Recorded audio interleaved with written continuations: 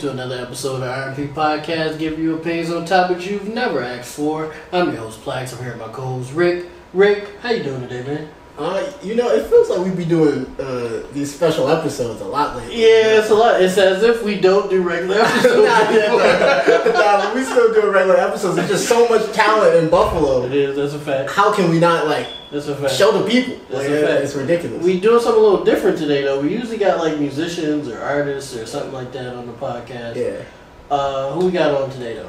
Well, right now, he wears a lot of hats. So, so you can call him an author. You call him a brand creator, a fellow podcast host. Yeah, that's what I'm saying. Like a brother in the industry. Yeah, that's a fact. We don't see that a lot either. We don't see it a whole lot. One of the co-creators of Sickerest himself. It's your boy Demere. Let's get it. In front of a live studio audience. I say this every time. We're going to throw the round of applause at there. So, man, first off, thank you so much for coming. Thanks for having me. We appreciate you for coming. Another tech alum, by the way. Yeah, we just goaded. I mean, it's too much talent. We goaded. No engineers. But None. I know not one. Zero engineers. Every time we talk about someone from tech or we get someone from tech up here, not a single engineer. I mean, we just the best and the brightest. It don't have to be that. It's just in general. We just winning. We just winning. That's all I've got. I'm fine with that. Oh man, well, like Rick said, man, you wear a lot of different hats. You're an author. You're a co-host of a podcast. You got a clothing brand. What is there any is there anything that you want to tell the viewers that they may not know about you? Let's see. I'm coming out with a kids edition to my new book. Oh shit, okay. My old middle school, they bought 100 copies and they they got me going. I'm gonna be performing for the kids for a 2-hour event. You okay. That's crazy. Tech ain't calling us one. So that'll be August 19th. Okay. That's my pop's birthday too. Shout out to my pops. Shout out to Pops. It all comes together just like that. My clothing line, DNC, we rebranding that whole joint. Oh, really? So that's, be on the lookout for that. Okay. And other than that, I'm just working, man. Okay, bet. Okay. So, like you said, you came out with basically a kids. Is it poetry still, or is this? Yeah, poetry. Kids poetry book. That's why we got you on here today, because you're a published author.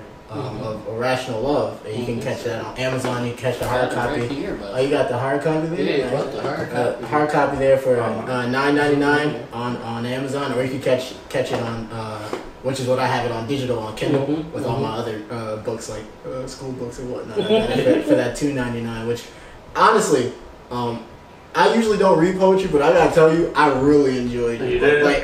Not to spoil anything for any of the people who will probably be interested in after this interview, because that's what we do. We try to bring the heat to everything that people bring up here, but not just your depiction of everything.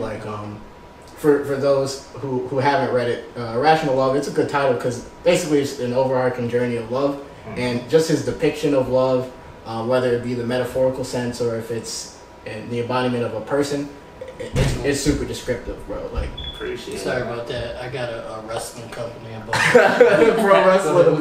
My bad, Rick. Go ahead. But that was pretty much all I had to say on it before he touches on it. It's just I really like it. Honestly. I'm with it. Thank you, man. What was your inspiration behind the book? Was it a person? Was it a moment? Was it just a slew of different stuff? What inspired you to write the book? I said it was many different things, but it's basically off my past love. When I started it, I recently got out of a 3.5-year relationship. Oh damn! The pandemic started, so I lost my job. So you had time to it was mad shit going on. So I really had time to think and reflect on my thoughts, and I just let it all leak onto the pages, and it came out. Okay. It was a 1.5-year process. Okay. So with something like this, do you ever feel weird? Because there's certain, like you said, you came out of a 3-year relationship, which is something you touch on very, very briefly in the book, at least wise of the time frame of the whole thing. And with that knowledge that now that you said that you were in a 3-year relationship, and that's what you say in the book, don't you ever feel weird about somebody reading some of your interpretation of intimate moments in your life? Yeah. So the book is definitely I'm definitely vulnerable in the book. You know what I mean? Like when people read it, after they read it, they come up to me, they ask questions. They're like, "Yo, I never knew that about you." And you know, sometimes that can get kind of weird. Yeah, I can definitely see that. I did that because I think a lot of people can relate. I think we're similar in more ways than we think, than we know. So I just put it on the page that hopefully it can help somebody. Yeah, I feel like that. I think a lot of people, like you said, will kind of like, I guess, relate to the book in a sense, because there was a lot of things. Me myself currently in a long-term relationship right now. 7 years. Oh, damn! 7 years. 7 you years. saying it out loud is crazy. I knew that in my head. 7 years. Yeah. 8 next year, February. But yeah, so there's a lot of things that definitely overlap, and even some of the not good things about it do overlap too, because love isn't always a constant high. Like, there's ups and downs and everything, and sometimes it I know that. yeah. I definitely know that. Yeah. So even if you do stay in that relationship, there's still going to be ebbs and flows, and so I definitely related with a lot of your book, and I think that's why I really liked it, because I could picture those moments in my own life, and that's why I felt like it was just such a great read. And one of the things you talk about in the book, well, actually, I'll do this one instead. You have 3 sections in the book: euphoric love, dysphoric love, and then wandering thoughts. What could you kind of give an idea of like why you created each section? All right, so let me start off with the title of the book. The title of the book is called Irrational Love. I had like three potential titles come into it. Okay. I had Unconfined Emotions, I had Boxed Emotions, and I had Irrational Love. And after I start writing the poems, and after reading them, I'm like, this is definitely Irrational Love here. Okay. But for the sections, Euphoric Love is basically touches on all the good things about love, the shit that you see in the movies, like The Notebook. Yeah. You know, the fairy tales and shit. All that stuff. Yeah, the cute shit. And so I had to do an opposite of that.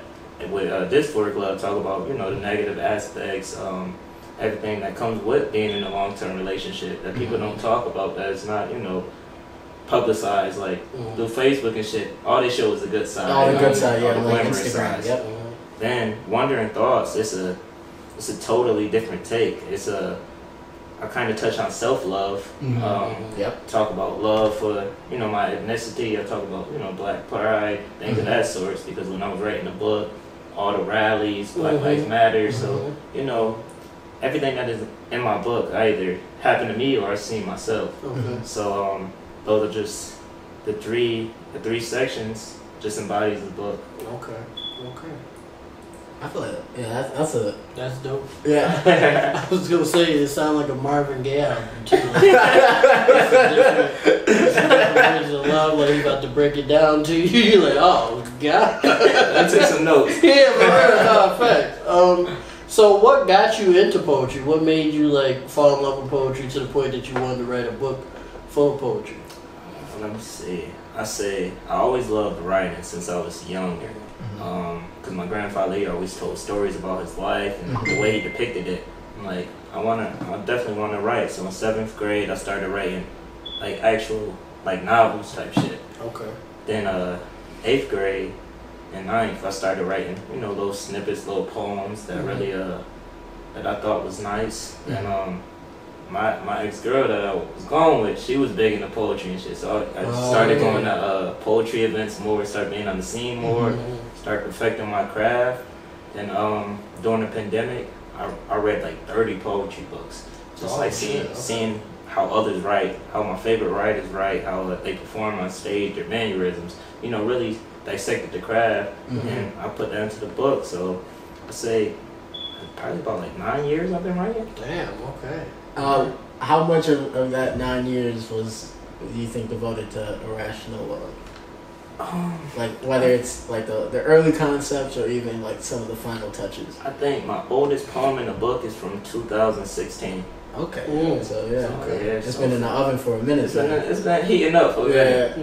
That's a minute ago, but that was the year we graduated. That's a nasty way to think about it. Damn. That's So you a vet basically, because you've been doing this a long time, just teaching yourself and learning different stuff. Yeah. You're also you got your book published. I'm sure a lot of people would like to know how you did that. But before we get to that, what was it? Was there any like trials and tribulations on your journey to not only creating the book but like getting it published and stuff like that, working with companies and all this stuff? Yeah. So I'll tell anybody the easiest part is writing the book. Okay. The hardest part is the legal side, finding shit out for yourself, because I don't know any authors. I mean, I had nobody to look up to and ask them for advice. So not a lot of authors in the hood. Nah. You can find like couple musicians. You can find basketball players, football players, authors. Nah. Culture too. Yeah, maybe a spiritual guide. But like an author, that's a little. Yeah, that's some different shit. So I had to figure all this shit out myself. Copyright, trademark, shit. Who's gonna edit the book? Cover art, everything like that. And let's see, how did I go about it? I just read YouTube, everything I possibly can. It's this freelance site. It's called Fiverr. That's that's where I got my cover art from. Okay.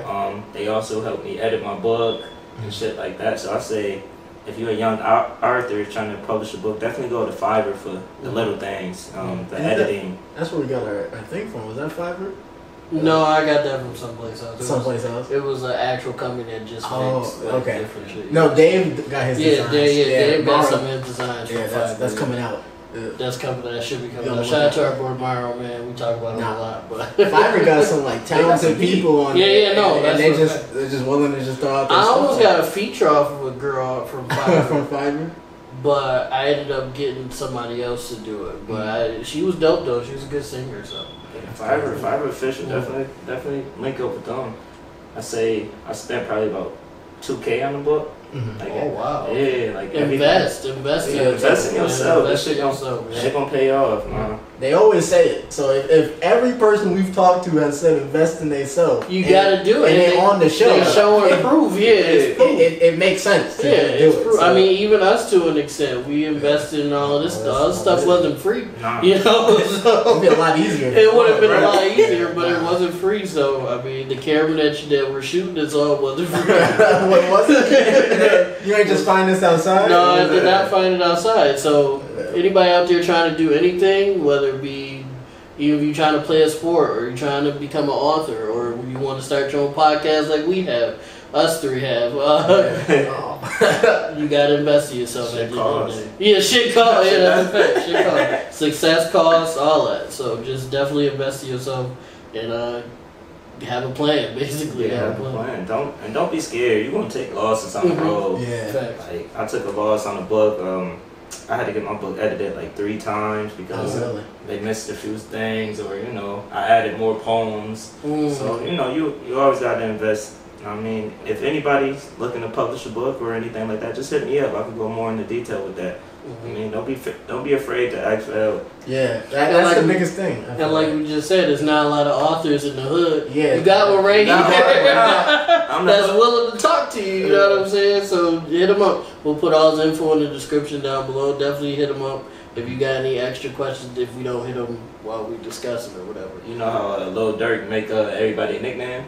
I'm a hood author. That's it right there. That's a fact. I like that. You're a hood author. That's a fact. That's funny.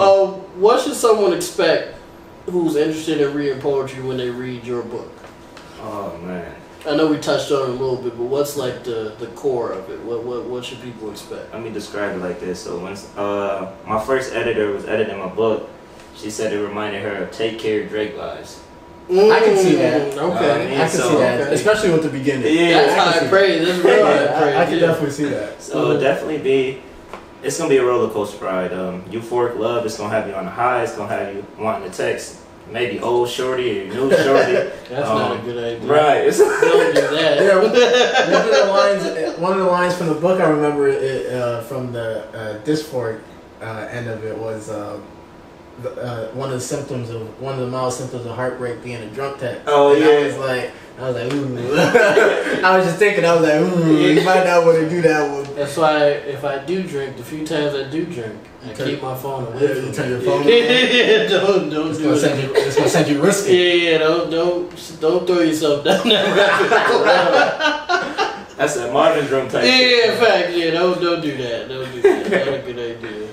Well, what else do you think somebody that enjoys poetry would take away from your book, or what vibes would they get? Like me, my type of poetry is called Confessional Poetry. Okay. So it's like I said earlier, about things that I've been through or things that I saw. I am big on metaphors, similes, and personification. Okay. Personification is given intimate options, like qualities. Mm-hmm. So like I might talk about a heart in a certain way, like when I see you, my heart jumps out of my chest and runs towards you, some shit like that. Yeah. It's like so I love personification. Yeah. Still your girl worthy. Yeah, still your girl worthy. Drizzy, take it. Oh man, that's dope. Yeah, there was a lot of personification in this book.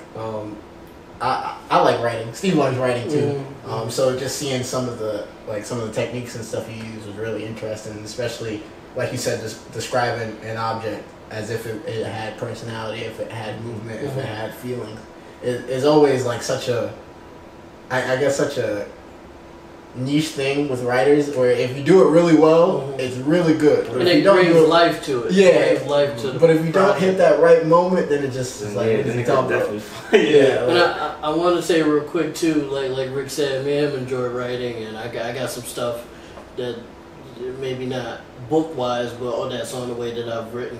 It's just really inspiring to see somebody, especially somebody that I know that we went to the same school and stuff like that, to actually go and get it. That's dope, man. We really respect you, man. Yeah, I appreciate it, bro. To go and do that, man. I knew it was official when I was seen on the first page as the ISBN number. I was like, oh, this is a real book. Like you go to a library and be like, yeah, look for this one. It might even just be it. And I'm like, oh, that's crazy. And that's dope. And to be real, this shit could end up in the library at Tech. Like you don't even know. Like this could be something that motherfuckers study. You just never know. I just wanted to say, like, man, just good shit. Good shit. We really, and like again, we don't got too many authors in the hood. We need more authors. We need more everything. More everything. We got enough athletes. Like we got so many athletes. We got enough musicians. And they going crazy. Musicians is definitely going crazy. It's like we need more actual artists, like painting, drawing, stuff like that. We need authors, some actual engineers. Finish out. Like I know it's a little boring. Who still teaches at Tech? Because I might not want to say no actual name. But I don't know. I'll say one because I know everyone hates it. I know Stumpf was terrible. I know he made you quit engineering in his class, but like. Shout out to our boy Mello. If you see you in the street, you might not want to come over this one. Mello was not feeling in class because you was wilding. But now, like, stuff gets better in college. He at Walmart, he's like, is that the nigga Stumpf?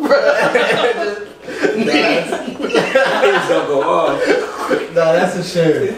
But the hood should be filled with a bunch of people that anybody could just come to and be like, I want to be like you, and they should be able to drop some gems on that. Or I want to be like this, and then be like, oh, I know old dude down the block who can help you with that. Or somebody I've met that I can link you up with. Everything, all that for sure.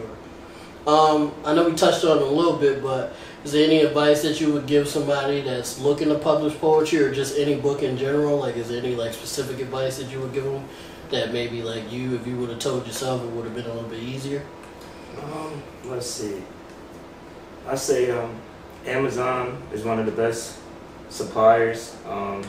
You don't have to pay to get your book on Amazon. They just take royalties out, but it's really a self-publishing friendly. I'd say Barnes & Noble is another good spot. You have the opportunity to get your book in their store. You know how many stores they got. That would be a great opportunity. Yeah. I say don't rush the process. I mean, and before you publish, have a fan base. Because it makes everything easy. So show your journey. So if you want to write a book and you're really serious about it, before you even start really writing shit down, make a page, make a make a website, make an Instagram, make a Twitter, start building friend engagement. Because once you get diehard friends and you get people that are interested in your work, it'd be so much easier to sell. Yeah. So build anticipation. Because they're already waiting. They're already waiting for you to drop. Instead of you throwing something in the ether and hoping it sticks. That's what a lot of authors do, unfortunately. Like most self-published authors, they only sell 250 to 350 books in total. Okay. And that's because they just throw the book out there. It's more to a book than just writing it. You really have to know how to sell things. You got to know how to advertise, how to market. I mean, you want somebody to. It's not all about the money. Don't get me wrong, but why write a masterpiece if nobody's going to read it? That's true. Every artist, no matter what field you're in, you want notoriety. You want to be seen. You know what I mean? So, and you do want to make money because you want this to be your job, so or your career. So you kind of need to make money if that's how it's gonna be. There could be a book on a shelf right now from 1980 that could have been better than Harry Potter and nobody ever knew because they just put it out there. I've found books that I've like just read in the library that was fire. I'm like, don't nobody know about that. Nobody ever heard. This is crazy. There's like 7 books in this installment. Nobody know about it. But that goes into marketing too. Maybe that person either didn't know or their team wasn't good enough to get them out there the way. Like who would actually what the demographic actually was. What's shorty name that wrote Harry Potter? I'm not a Harry Potter fan, so I just don't know nothing. I don't know shorty name. I don't know. I'm not blanking on her name. I feel like I should know this. J.K. Rowling. Okay, J.K. Rowling. I was like, I should know this. I was about to say George R.R. Martin. I was like, no, that's that's Game of Thrones. I fuck with Game of Thrones. That's my shit. So, is there any more poetry on the way from you, or are you just taking a break and just focused on promotion for Irrational Love? I'd say it's more poetry on the way. Okay. Definitely more spoken word, more live poetry. I'm definitely going to be going to more events. Okay. Baltimore have a crazy poetry scene, so I'm going to go out there. Steve need to go to Baltimore. You love that. I'm not going to do it right now. Skit's coming soon, though. I'm not going to do it right now. Baltimore accent?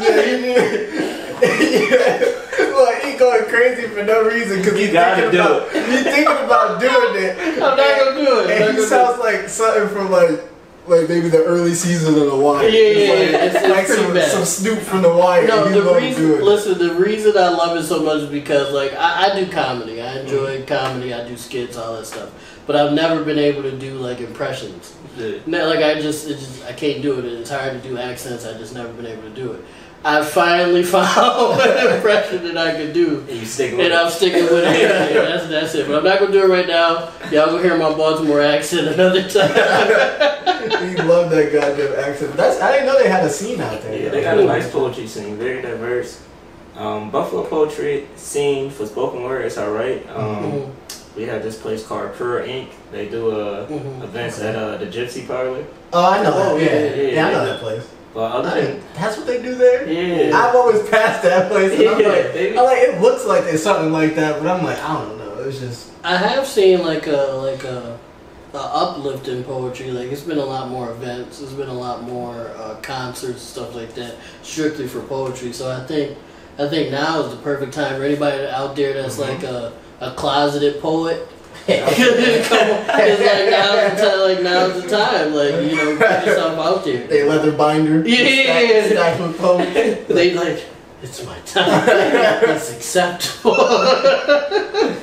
Yeah, but I've definitely seen a lot more people getting into poetry and just being more vulnerable, like you said before. Because, like, being a poet, you kind of got to be a little bit vulnerable with your fans and stuff like that. Okay. I guess if you specifically talk about personal experiences like you have. Yeah, like that's got to be, like, weird to, like, get feedback on something like that, right? Because, like, it's not like with like an author writing like a fictional or a non-fiction book, they're writing their ideas down, and like that's getting critiqued, and even then some people take that personally. But like with poetry, like a lot of people put like themselves in it, so that's gotta feel like real weird when somebody's like, I don't like how that sounds. It was like, what do you mean? Like, this is how it happened. Like, what do you mean? Right, like, this is my life, right? Yeah. Like, this is something that I felt like when it happened. Like, what do you mean? You know, like, and I can imagine what that's Have you? And this might be a little more of a personal question. You don't have to answer it if you don't want to.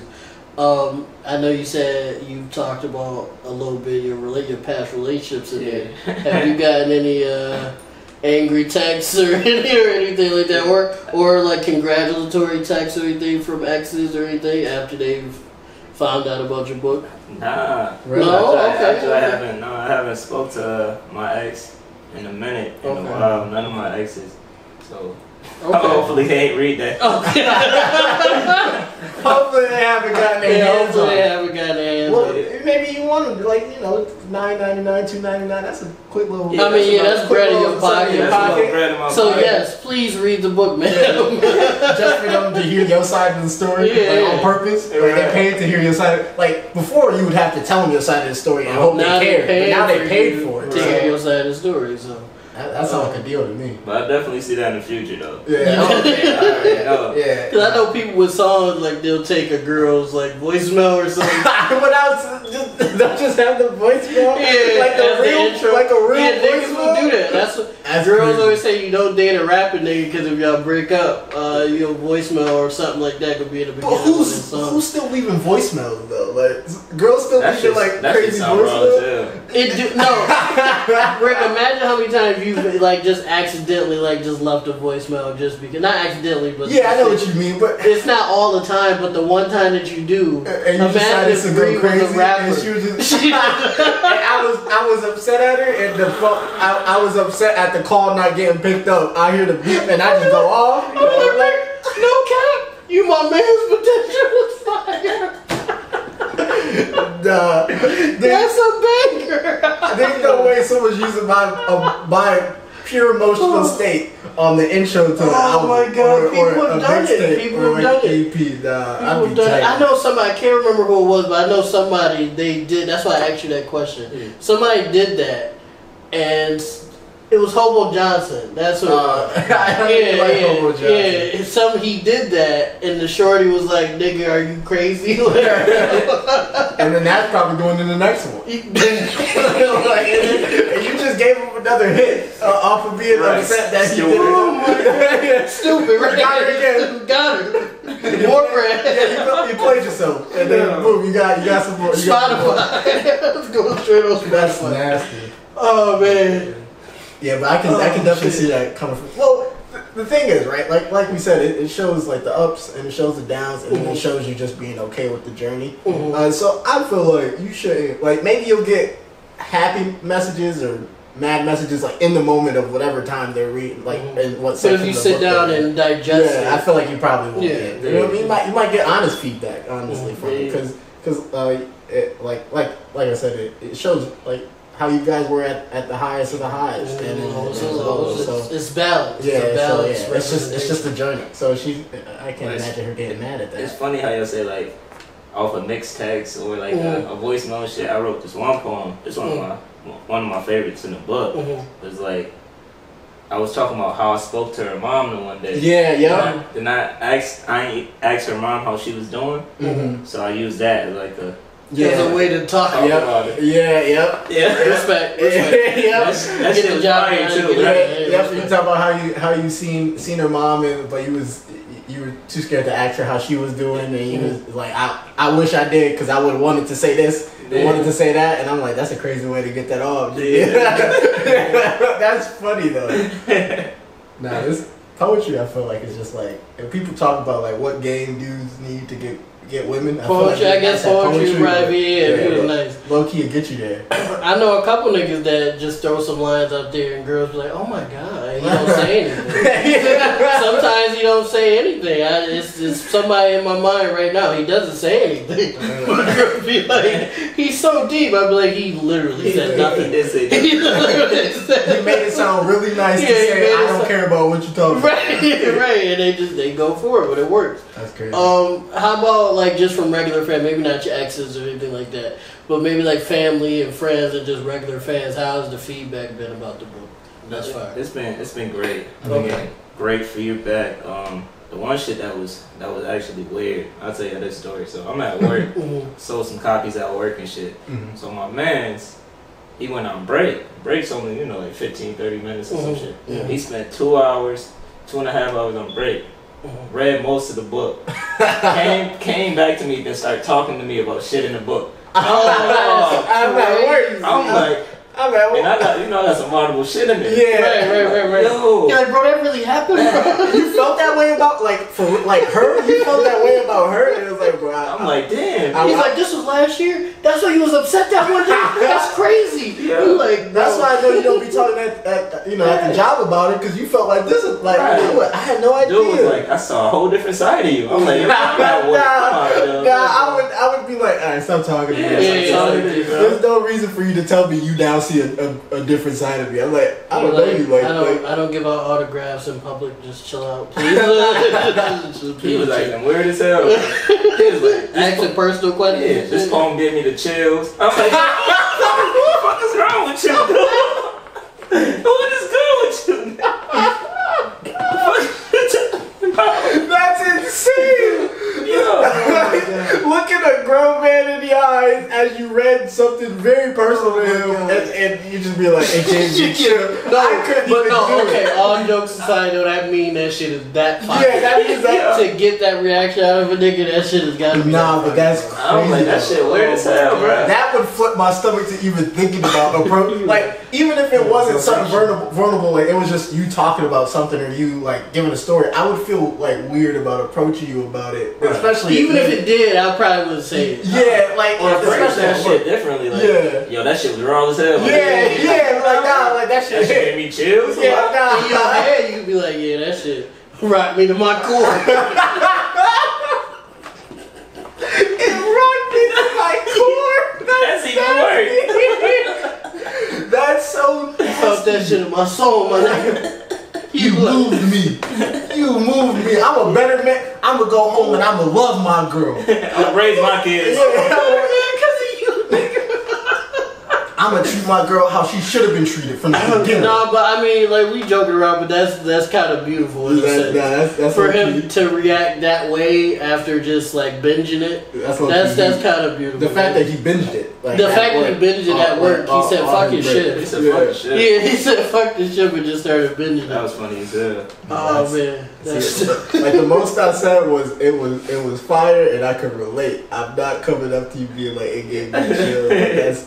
Even if it did, I just that's something I keep to myself. Yeah, you try to keep that to yourself. It's like going up to Drake after a love song that really hit you. You thinking about your ex and you'd be like, "Well, that joint made me cry." Like, why would you? I've said that. I will say that. If I legitimately shed a tear, I will. You'll tell them? Yeah, if I to their face. Yeah, I'll look them in the eyes. And like, I'll look off and say, I'm like, it made me cry. It made me cry, bro. I ain't gonna front. I shed a little tear. I ain't gonna look at you straight. Alright, that's a little better. Oh man, I love doing this shit. This is awesome. So as we said in the beginning a little bit, we gonna switch gears a little bit real quick. You are also a podcaster. Yes, sir. Fellow podcaster. First podcast that we've had on our podcast. First podcast Inception. we've had on the podcast. Yeah, podcast. It is called the Sickerest Podcast, a dope ass name. That's a solid name. And crazy. I like your logo. Yeah, your logo is fire. All we got is this. He's still. Hey, it's fire. I love it. Obviously, it was a joke for the people. I've said how much I love our logo. Shout out to Niles. Shout out to Niles. But nah, it's just a black and another Tectonian. Another going crazy. So how, if you don't mind, get into how did the Sickerest Podcast come about? The Sickerest Podcast, I started about like 2 years ago, I'd say. With me and my 4 friends, the title came across because we always said it. We always said Sickerest. That's one of our words. So like, think about somebody doing words. We got that. Yeah. Somebody doing some sick shit. Then somebody doing some sicker shit than that. Then somebody doing the sickerest shit. So like that's how we like to y'all explain podcast is the Sickerest. I got it. I'm so happy that other groups of friends have just special words that either don't actually exist or words that do exist that mean nothing in comparison to the actual like definition of the word. Because I always felt like that was some stuff we did. Like there's some conversation that we could have And somebody would not know what the fuck. Yeah, like they're talking about some regular stuff and we're crying because they said one of our words in a sentence that make the sentence completely change. One day we gonna give a guide of all our squad words. And you'll understand what we say. Maybe when we like 35 or something. Because we'll end up saying some stuff here like what's a good one? I guess a good one that we've probably already said. Yarn. Like, and so at Tech, there was in computer I don't know class. how that came Well, along. this is the thing. So it came because in computer class, they found a parody of Pornhub called Cornhub. And it wasn't blocked by the school computers. Oh, and all it was pictures of corn, different types of corn, just with a sexual narrator just talking about corn. And so it would just be playing as a teacher's teacher, it would just be a dude talking about a corn on a cob. It's the greatest thing on earth. And so from that point on we'd be like corn. When we talk about porn, it'd be like corn, and then all of a sudden just cut down to yarn. And so anytime we were in public, I just remember niggas was saying, I remember as a group at table 4 or anything like that, we was saying yarn. And I remember saying, what are y'all niggas talking about? It was like, what does it sound like? And I was like, yeah, that's exactly what I was like, y'all niggas weird, but I fuck with it. But nah, just words like that, I feel like it's just bringing friends together crazy. That's a fact. And that's crazy. And that's dope that y'all got a fucking show name out of it. That's dope. That's dope. Y'all in season 2 is Sickerest. Yeah. We're on season 2 right now. And y'all be doing numbers too. Yeah, I told you out there, we trying to get like y'all. We trying to get like y'all. And that's crazy that y'all doing seasons. I don't think we'll ever do seasons. I don't think, we don't. We just don't have the mind of it. I don't know what would be different between episode 100 of us now and episode possibly 1 of us now. Unless we get picked up or something. It could be at that point. Then it's season 2. At that point, everything that we did before didn't exist. Now we got money. And we got people. Totally. Wardrobe. That's a fact. They might even change my name. Oh damn! You selling out? Hey, if they think it'll be better if my name was Ryan instead of whatever my name is now, then I'll be Ryan and PLAX or Ryan and Paul. He's selling. First of all, I'm not changing my name. I'm not changing my name. Disney Channel, Amazon, all y'all niggas, I'm not changing my name. So if Mickey Mouse himself came down with a suitcase full of cash, you ain't budget. The Ryan and Paul show. First of all, we not white. Second, a briefcase full of money might change my ethnicity. Oh man. The R&P podcast will continue to be funky as the logo says. I don't know what the fuck Rick is talking about. But back to you and your podcast full of non-sellouts. I'm being realistic. Yeah, I respect you. We would come a long way from that to now. Oh yeah, that's a fact. We did talk about Mickey Mouse buying our shit from us a long time ago. But I lost track of. No, we were talking about the Sickerest being on season 2. Y'all season 2. So what made y'all come up with want to do a podcast? It started during the pandemic as well. We had some time on our hand, and we just thought that every time we hang around each other, it's always funny as hell. If we had a reality TV show, motherfuckers would pay for this shit. Yeah. You know what I mean? Because we just uncensored, and that's how our podcast is. We uncensored. We got bottles, we got smoke. We just out there being ourselves. You know what I mean? And the fans like it, people like it, and I enjoy it. So. I can say this, it started during the pandemic. We're now one year after the pandemic. Y'all gotten like we said, y'all growth is crazy. And, how does it feel just seeing all the positive reception that you got from people? I love it, man. It keeps me going. Nothing but positive feedback. We had some great guests on the show. We touched some Buffalo talent, a lot of Buffalo talent, artists. We had coaches. We had photographers, all type of shit. And I love it because we network and shit between each other. I'm gonna tell y'all this. We ain't mentioned this out loud yet, but with all the artists we have, we gonna come up with a mixtape. That's a Sickerest mixtape, bro. That's fine. That's heat. Look, we always getting exclusive. We always getting exclusive. I don't know if people. That's going on the commercial. That's going straight on the commercial. Yeah, I like that. I like that. And we had some powerhouses on our shit. We had SR45, K Pistol, Drake Cash, Shout out K Pistol. Yeah. Man, we had Mad Boys on our show, so we definitely got some shit in the works on that. Another thing is we gonna revamp our merch. We gonna come up with some more merch. We haven't dropped some merch in a while. We've been slacking on that, so we gonna come up with some new shit and just keep recording. Okay. Yeah, I've seen that some of y'all merch like on your Instagram and stuff, and y'all got some nice designs like y'all hoodies and y'all shirts. We haven't dabbled in that yet. It might be a little bit coming soon. When coming soon. Yeah, we drop some concepts or anything, but nah, like y'all moving. Appreciate you. And that's great to see, and it's great to have kind of like a thing to work towards. Like we trying to get like y'all. Yeah, that's a fact. It's like the black competition, compliment competition. Yeah. We trying to get like y'all. Is that a new cologne, bro? Yeah. Smell like money. Yeah.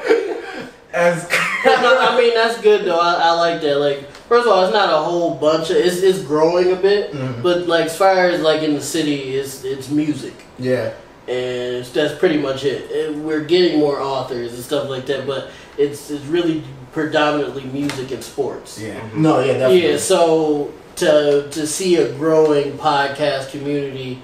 And it's people of color on top of it. Yeah, definitely. No disrespect to my caucus folks. I'm just saying. I'm pretty sure they got podcasts out there. Yeah. About something about it. It's nice just to see a growing podcast community where it ain't no like weird shit. It's like we can be on each other's shows. And it's not no problem. A lot of times with music, you get that. You get that a little bit with music. Yeah, you get that weird gray area, but it's nice to see a growing podcast community.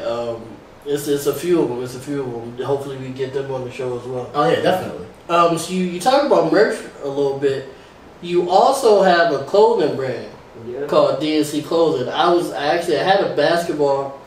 had a basketball league a while back, and I was gonna purchase jerseys from y'all. Yeah.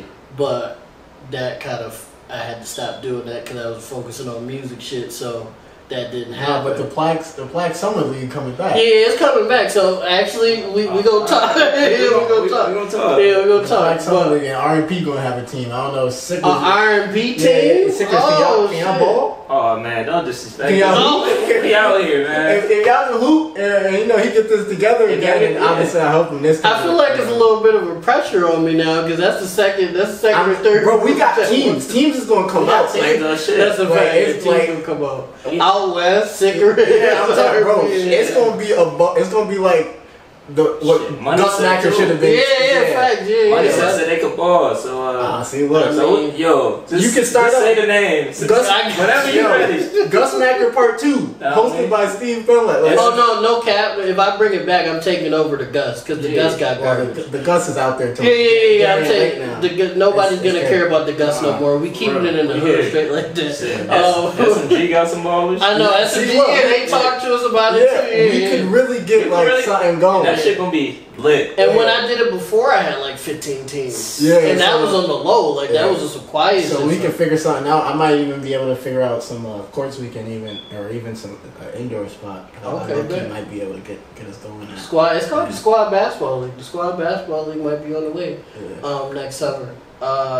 But speaking of DNC, that's what we're talking about. I feel the pressure. That's why I don't want to talk about it. Nah, just put it in the document. We get this going. Get it going. I still got the rule book and all that shit. The awards, all that. So how did DNC come about as a clothing brand? So DNC started in 2017. So it's been 4 years going now. Started at my freshman year at college with my man's Luke. We was just into fashion. We love fashion. Wasn't too many brands out at the time. We make everything in house. We got our own sublimation machine, vinyl machine. We don't outsource shit. The only thing we get from outsource is the shirts and the pants and shit. Then we make everything. First we started off, it was primarily customs. So we did customs for a baseball league, middle schools, shit like that. That's why I hit y'all up, because I seen that. Yeah. But now we about to rebrand, and we really about to get into. We about to start outsourcing shit because we want to get jeans. We want to. We can't. I can't sew. Yeah. Some shit you can't do. Right. Embroidered hats and shit like that. I mean, unless somebody out there want to help DNC out. I could maybe put you in touch with my brother-in-law. I don't know if you heard of his stuff, but he does these hats. The town hats. Yeah, the town hats. I don't know if you ever seen them. He had just did a line of hats. Let's see if I can pull them up. But yeah, so he might be able to. They're in Atlanta right now. My sister and him live in Atlanta with their 5 kids. They're a whole basketball team now. And so he might even be able to give you some advice or anything like that. Yeah, definitely, man. Shit, any information will help. Yeah, he's dope too. Yeah. Yeah, he made just what was it? I think they were town hats not too long ago. I'm trying to. He just had a big. Yeah, drop. he just had a drop and they all sold out. I'm trying to. Probably got mine. Come yeah, he had a bunch. You can continue with the questions while I look for it. Oh no. Yeah, so you guys started in college. That's actually really dope. So y'all just copped your own machine and just went crazy, Yeah, or we just copped our own machine and went crazy. Okay. We had I said we started on impulse. So we started like once we dropped it, we ain't have everything in place. So I definitely learned from that. Being a business owner now, we should have waited a little while. So once we had more shit in the bag. Yeah, we dropped on July 4th, and that shit went crazy. Yeah, we only had like 5 shirts on the website when we dropped. So we sold that shit crazy. Yeah. But we should have had more shit to capitalize on the momentum. But it's still going steady. I can't wait. Once we rebrand, I'm gonna have to stop by, man. Oh yeah, definitely, shit, for a fact. So some collab joints would be fire too. Yeah, that'd be nuts. We with it. We definitely with it. Real quick though, bro. What else do you got going on? Like, what's next for Demere Coker, bro? Let's see, what's next? More spoken word coming. The rebrand. I was actually thinking about. This just sounds a little crazy. I really got to work the details out, but having my own publishing company. Okay. I think sir. We got so many talented people in the town. Then I could really help them out. We can get this. They could just come through me. We all make money. We all bounce ideas off of each other. Once you get creatives in the room, it's bound to be magic. Yeah. So we just got to get each other in the room. Fast. So that's definitely one thing I want to do.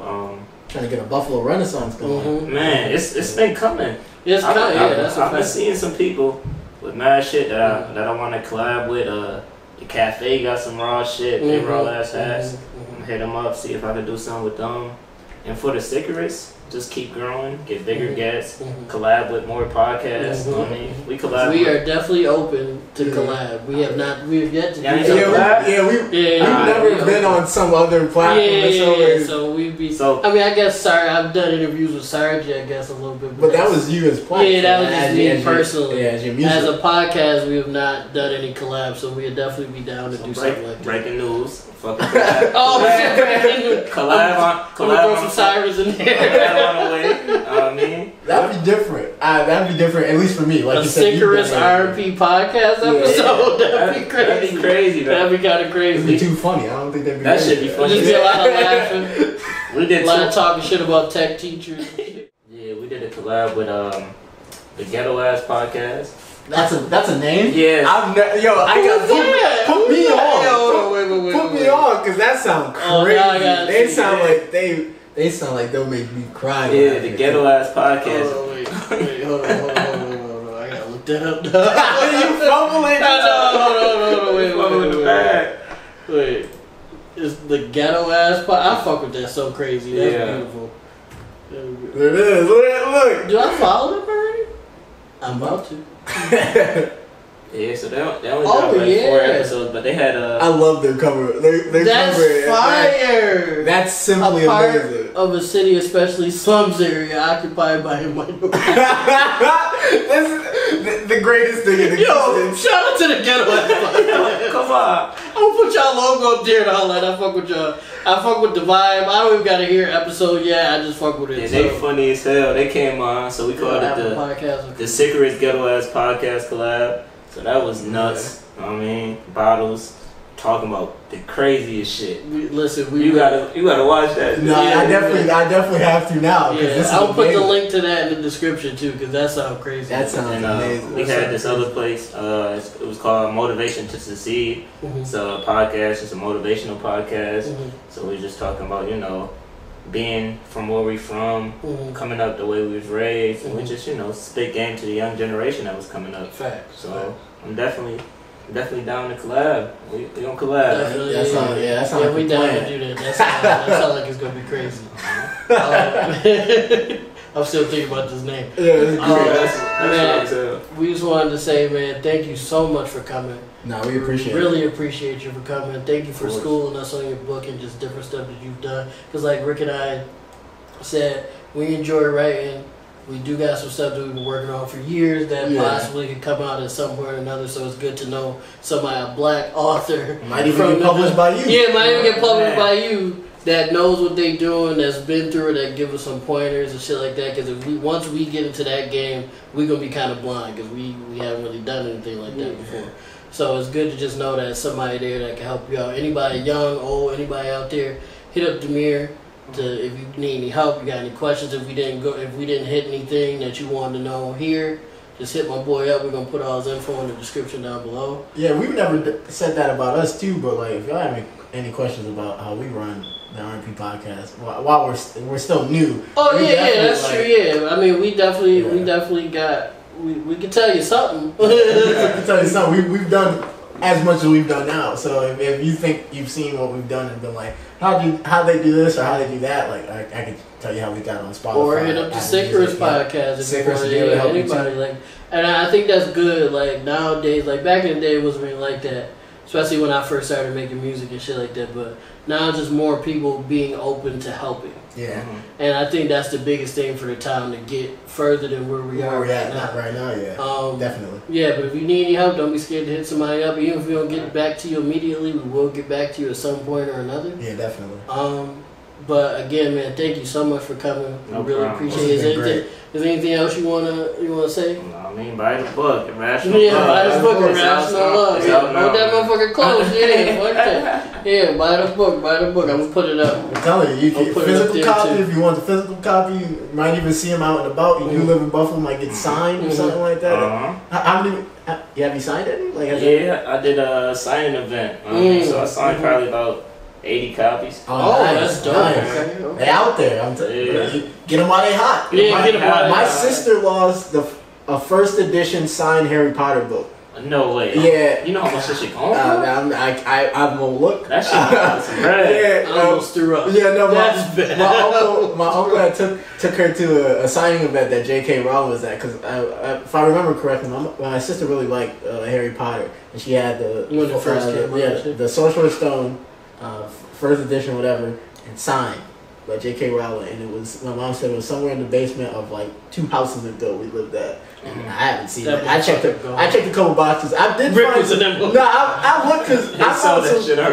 No. That's how you think you got all this stuff? No. Because some stuff like we've usually in the houses we've lived up until this point. This is the last thing I'll say before I close this out. Usually it was owned by like past family members who've moved out to like Atlanta or whatever, and so they left stuff behind for us. Like I found these like the really old original like Power Ranger like weapons they each one had, and they all formed together into like the giant blaster, and the toys do it too. And they all take batteries and they make noises individually, but when you put them together, they make a different noise. Wow. And they were made like with real chrome and everything like that. Those are all worth money. Mm-hmm. And so I found those, and I was like, I wonder what else is down here. And I was like, I was like, what if I do find that book? I ain't telling no one. Oh no, put that in your pocket. That's going in the back pocket. Like, that's how we're gonna fund the other shit that we got. Yeah, that would be amazing. That just going for bread out there.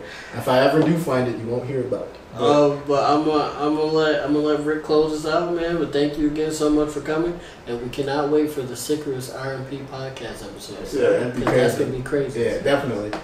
So this is another special interview of the R&P Podcast. Trust us, guys. Trust us, guys. We do still do regular episodes. More episodes are coming out. Other stuff we've written are gonna do is coming out too. Mm-hmm. So be on the lookout for that. We're on Spotify. We're on Google Podcasts. We're on Apple. Yeah, so you can catch us on everything. YouTube. Yeah, make sure you smash that noti button. that's hit the like, hit that subscribe. Like, subscribe. Turn on that ding, that notification bell, so you know when videos come out. But yeah, in the description down below, you'll see the link to all of his stuff. You'll see the link to Sickerest. You'll see the link to his book on Amazon. You'll see all of our stuff still down there too. But we really appreciate you guys, tuning into this episode, and I hope you stay around for more. And we love you guys. Bye. Peace.